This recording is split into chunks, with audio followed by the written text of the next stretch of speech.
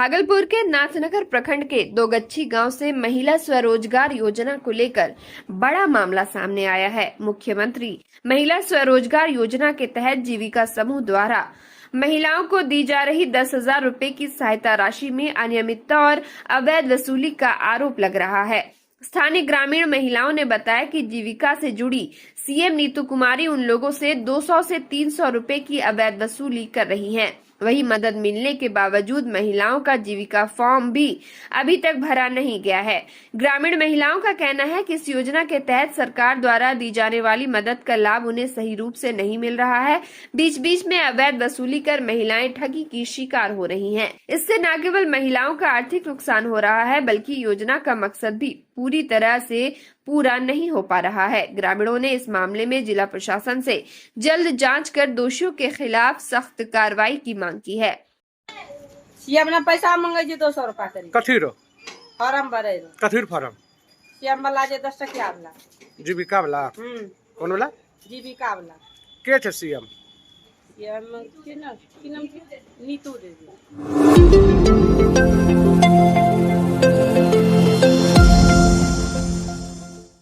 भागलपुर जिले के Naugachhia railway station पर शुक्रवार को दिल दहला देने वाली घटना सामने आई।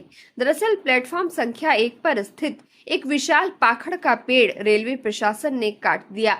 यह पेड़ वर्षों से लिटिल कॉर्मोरेंट और लिटिल एग्रेंट प्रजाति के पक्षियों का आवास था। पेड़ गिरने के बाद सैकड़ों नन्हे चूजे जमीन पर गिर पड़े, जिनमें अधिकांश की मौके पर ही मौत हो गई, जबकि कई घायल अवस्था में तड़पते रहे। ये दृश्य देख स्टेशन पर मौजूद लोग स्तब्ध रह गए। प्रत्यक्षदर्शियों के अनुसार घटना के वक्त रेलवे कर्मियों और वन विभाग की टीम ने न केवल उदासीनता दिखाई, बल्कि स्थानीय पत्रकारों और पर्यावरण प्रेमियों के साथ अभद्रता तक की।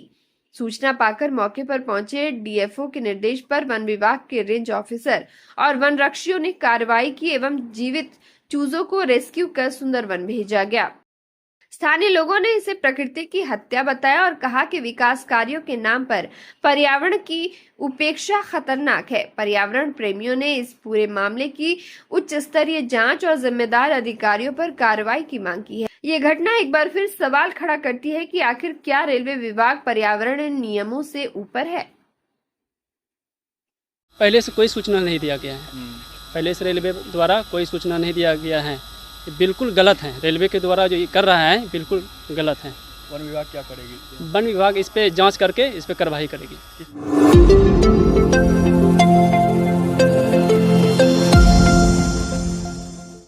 भागलपुर जिला के पीरपैती प्रखंड अंतर्गत प्रस्तावित एनटीपीसी थर्मल पावर प्लांट का शिलान्यास आगामी 15 सितंबर को होने वाला है।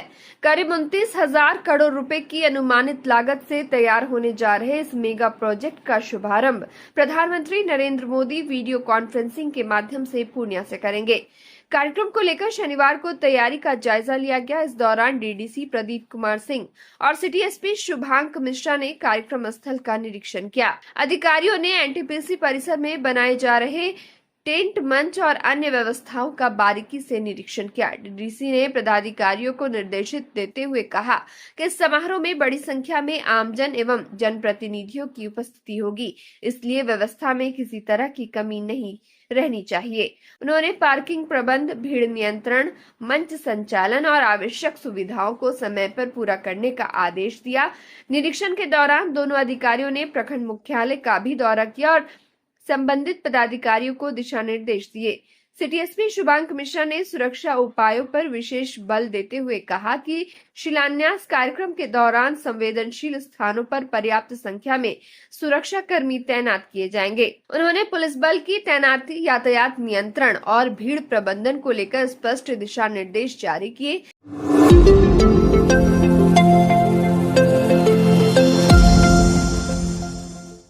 भागलपुर में लोक आस्था और परंपरा से जुड़ा जितिया पर्व नहाय खाय के साथ शुरू हो गया। पर्व की शुरुआत होते ही शहर के विभिन्न गंगा घाटों पर सुबह से ही श्रद्धालु महिलाओं की भारी भीड़ उमड़ पड़ी।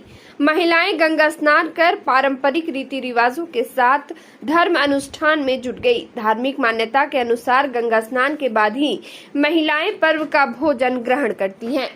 जितिया पर्व मुख्य रूप से माताओं द्वारा अपने बच्चों की लंबी उम्र, सुख, समृद्धि और निरोगी जीवन की कामना के लिए किया जाता है। नहाय खाए के बाद अगले दिन निर्जला उपवास और पूजा अर्चना की जाती है। ये व्रत विशेषकर मिथिलांचल, मगध और कोसी भागलपुर क्षेत्र की महिलाओं के बीच अत्यधिक श्रद्धा के साथ संपन्न होता है। श्रद्धालुओं की बड़ी भीड़ को देखते हुए जिला प्रशासन भी पूरी तरह सतर्क दिखा। गंगा घाटों पर आपदा मित्रों और पर्याप्त संख्या में पुलिस बल की तैनाती की गई थी। भीड़ नियंत्रण और सुरक्षा व्यवस्था को लेकर प्रशासन ने विशेष इंतजाम किए। साथ ही साफ सफाई और घाटों पर बैरिकेडिंग कर श्रद्धालुओं की सुविधा का ध्यान रखा गया। सुबह से ही विभिन्न घाटों पर पूजा पाठ का आध्यात्मिक माहौल देखने को मिला। महिलाओं ने गंगा स्नान के बाद भगवान से अपनी संतानों की मंगल कामना की। कई जगह स्थानीय समाजसेवी संगठनों ने भी स्नान करने वालों के लिए सेवाओं की व्यवस्था की। नहाय खाए के साथ शुरू हुआ यह पर्व रविवार को निर्जला उपवास और संध्या कालीन पूजा अर्चना के साथ अपने चरम पर पहुंचेगा और सोमवार को पारण के साथ संपन्न होगा।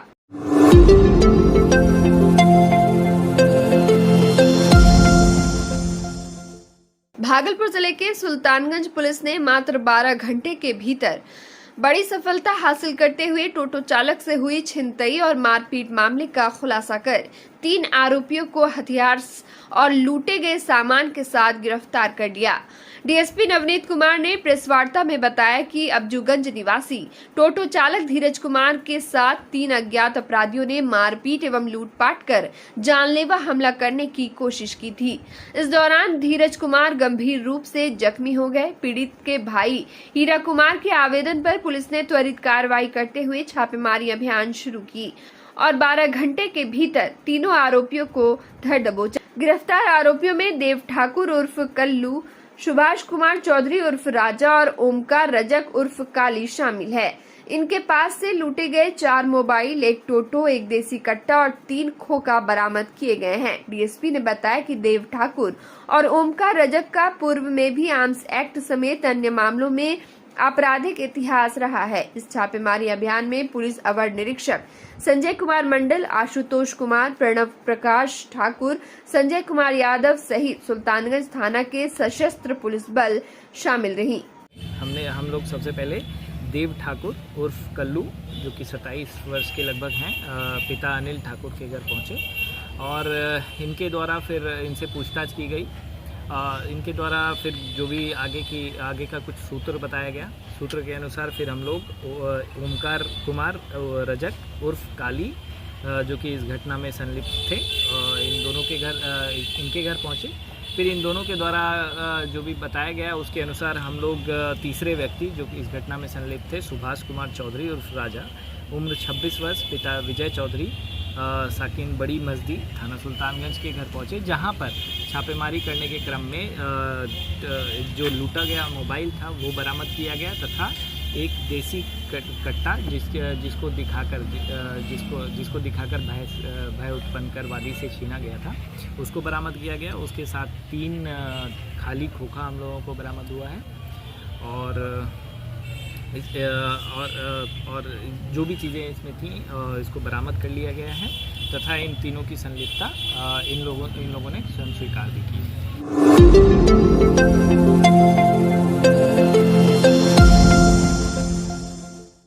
भागलपुर जिले के मुजाहिदपुर थाना क्षेत्र में शनिवार को एक बड़ी सड़क दुर्घटना हो गई। थाना के पास से गुजर रहे एक बाइक सवार युवक को अनियंत्रित कार ने जोरदार टक्कर मार दी। इस हादसे में बाइक सवार सुकेश कुमार गंभीर रूप से घायल हो गए। घटना के बाद मौके पर अफरा तफरी मच गई। इकट्ठा हुए स्थानीय भीड़ ने कार चालक को पकड़ लिया और पुलिस को सूचना दी। खबर मिलते ही यातायात प्रभारी दलबल के साथ मौके पर पहुंचे और तुरंत घायल युवक को इलाज के लिए मायगंज अस्पताल भेजा। डॉक्टरों ने प्राथमिक उपचार के बाद उसकी हालत को फिलहाल स्थिर बताया है। घायल युवक के परिजन भी सूचना पाकर अस्पताल पहुंचे। भाई सत्येंद्र कुमार ने बताया कि सुकेश पास के ही एक मॉल में काम करता है। शनिवार को वह डिलीवरी देने जा रहा था, तभी अचानक अनियंत्रित कार ने टक्कर मार दी। इस घटना से परिवार के साथ साथ स्थानीय लोग भी आक्रोशित हैं और सड़क पर वाहनों की तेज रफ्तार को लेकर पुलिस प्रशासन से कार्रवाई की मांग कर रहे हैं। अच्छा लगा था, जा रहा था डिलीवरी के लिए। हाँ।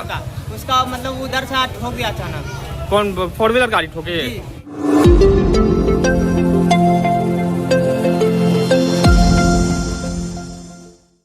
भागलपुर नगर विधायक अजीत शर्मा ने शनिवार को वार्ड संख्या 27 स्थित मायगंज मुस्लिम टोला में सड़क एवं नाला निर्माण योजना का शिलान्यास किया। इस योजना के तहत मोहम्मद सरबर के घर से लेकर नईम के घर तक सड़क और नाला का निर्माण कराया जाएगा।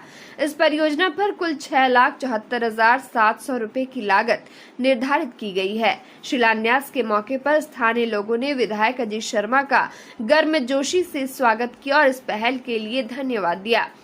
मौके पर मौजूद लोगों ने बताया कि इस इलाके में लंबे समय से सड़क और नाले की समस्या बनी हुई थी, जिससे बरसात के दिनों में काफी परेशानी उठानी पड़ती थी। विधायक अजीत शर्मा ने कहा कि उनके प्रयास से क्षेत्र में बुनियादी सुविधाओं के विकास कार्य लगातार हो रहे हैं और आगे भी जारी रहेंगे। उन्होंने भरोसा दिलाया कि इस योजना के पूर्ण होने के बाद लोगों को बड़ी राहत मिलेगी और सड़क नाला व्यवस्थित होने से आवागमन एवं स्वच्छता दोनों में सुधार होगा।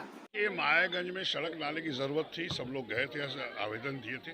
मेरा काम ये है कि जो भी जिसको दिक्कत हो वो करने का। आज मायागंज में जो सड़क नाले का दिक्कत लिख के दिया, आज मैंने शिलान्यास किया है और उम्मीद करते लोग बहुत बढ़िया काम करेंगे, चूँकि ये जनता की चीज़ है और ये मेरा काम है, इसलिए बहुत बड़ी बात नहीं है। आज शिलान्यास हुआ है और मैं उम्मीद करता हूँ सेक्रेटरी साहब भी हैं, पार्षद जी भी हैं, सब लोग अच्छे से काम करके जनता को उसको सपोर्ट करेंगे।